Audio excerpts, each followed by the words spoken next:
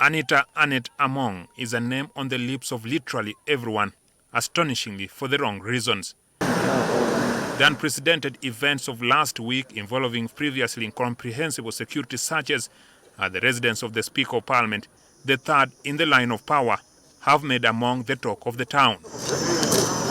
The last 4 days have been a roller coaster and certainly the most hectic in Among's life, culminating from what she would previously dismiss as the usual envy of her haters.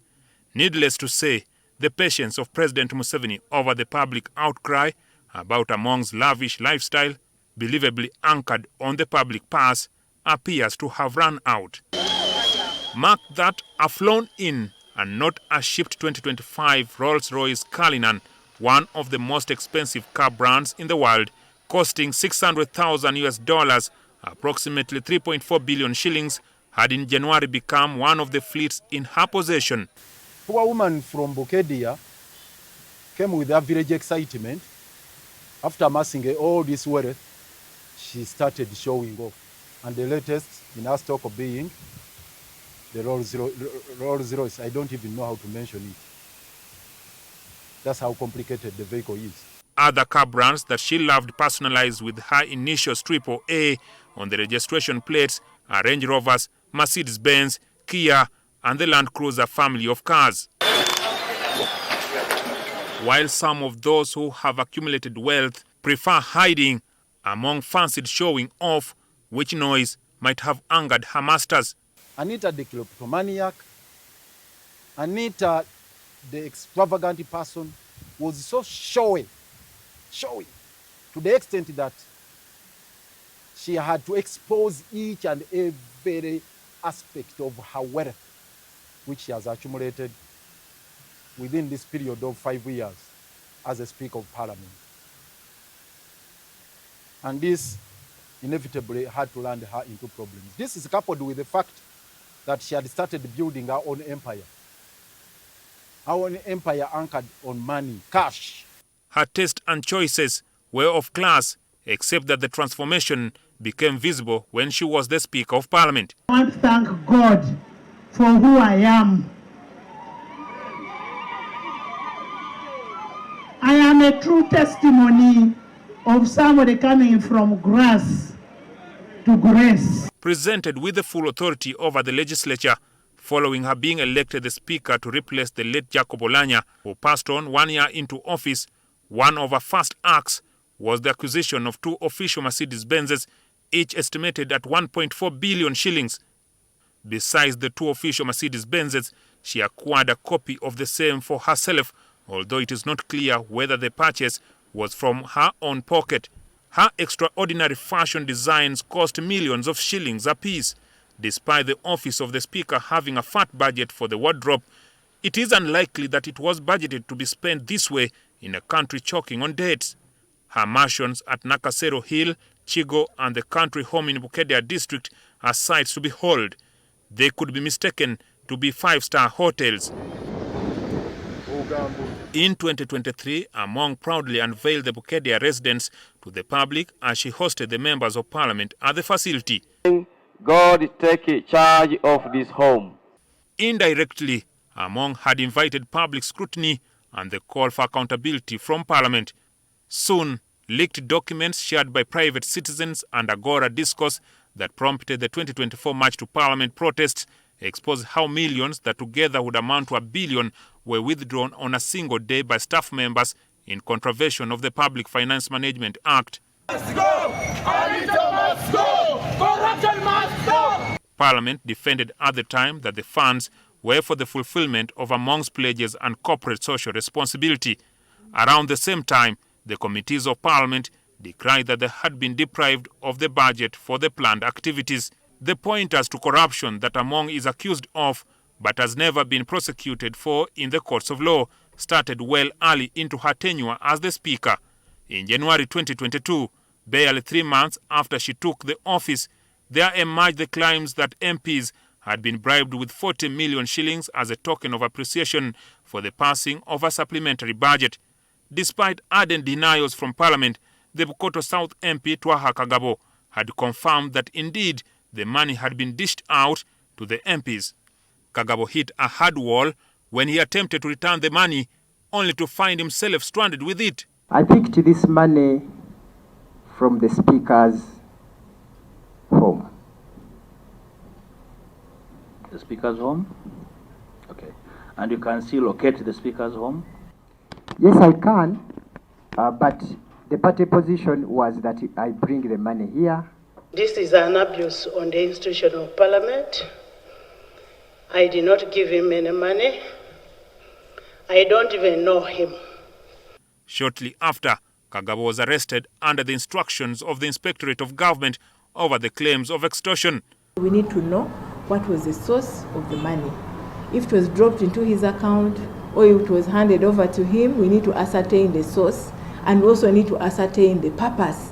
Days after, Kagabo issued an apology to Parliament and later aligned himself with the NRM, which he later joined, ditching the National Unity Platform, and the rest is history. And actually in my life I had never befell such a scenario. I only had to pick my courage as a doctor not to isolate myself, for perhaps I would commit suicide and so on. On the floor of Parliament, Among was erratic and often confronted and intimidated MPs and ministers. One of those occasions was in May 2023, when she banned the Deputy Attorney General, Jackson Kafuzi, from ever responding to the bills tabled in Parliament. She was angered that Kafuzi had advised the President not to sign a bill Parliament had passed. My role is to advise the President. That you wrote to the President and you wrote to the Speaker. My role is to advise the President. First agree that you wrote to the President and you wrote to the Speaker. May I speak? Please sit. Sit. Thank you. Sit. Honorable Kafus, there is one Speaker in this House, and you'll never come and disrespect the Speaker. You cannot report this House and say, we made a mistake, we forced you, and from today onwards, you will not come to this House and defend any bill. You will not do it under my leadership. Speaker Among was a speaker who would give a vote to the minority even when the majority voted in favor of a particular issue. It is these crude methods that appear to have led the outgoing Minister for Justice and Constitutional Affairs, Norbert Mao, to term her an accidental speaker. The list of issues Among ignited during her tenure is endless. In February 2024, it emerged that under the watch of Among, 4 of the 9 parliamentary commissioners awarded themselves 1.7 billion shillings. No clear information was made public about how the rest of the commissioners never benefited from the service award that had the Nyendo Mukungwe MP and the former leader of the opposition in Parliament, Mathias Impuga, receive 500 million shillings. Solomon Silwanyi, Esther Foyochan, and Prosim Babazi Akampurira received 400 million shillings each. She found herself on the defensive following open protests from a section of the MPs who challenged her to institute a probe, but in vain. If you had issued a statement at that point, we would say yes. But to proceed as if nothing has happened, we go to the next item. And yet, the only issue I have on my life is a member of this House. And once this House is on fire, I cannot sit down there. We need answers. What happened? Right, Honorable Speaker. Honorable members. What happened?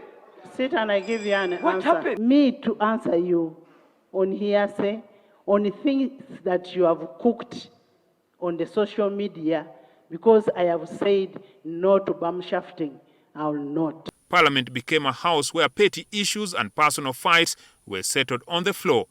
Such was the situation in which the Bokono MP, Persis Namuganza, found herself being referred to the Rules and Privileges Committee of Parliament, and before she could fully comprehend the matter, she had been censured.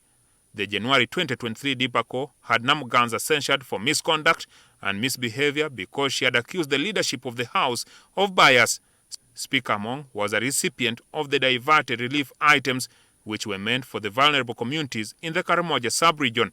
It was shortly after the Iron Sheet saga that the United Kingdom and later the United States sanctioned Anita Among, accusing her of being corrupt. You seem very bothered, because if you say you only care about a visa to Bukedia, why do you seem very bothered and angry about this issue? I think it should not bother you right.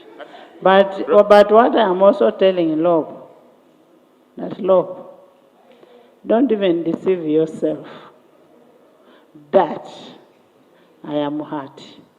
Me, the Anita I know, me to be hurt over those sanctions. A report by the British government indicated that she owned a mansion in the UK, much to her denial. Unfortunately, I've only been in UK once. I don't even have a postcard in UK.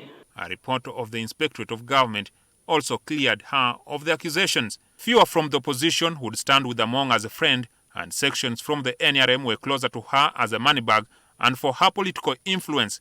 Not even the assurances of having any government business sailing through Parliament without a hurdle from the opposition have saved her. In the 11th Parliament, opposition got swallowed. In the 12th Parliament, it is going to be walloped. Not swallowing, because when you wallop, it... The continued stay of Among in Parliament as the Speaker was against the will of the people, which situation put together turned her into more of a liability and a burden to the ruling National Resistance Movement government.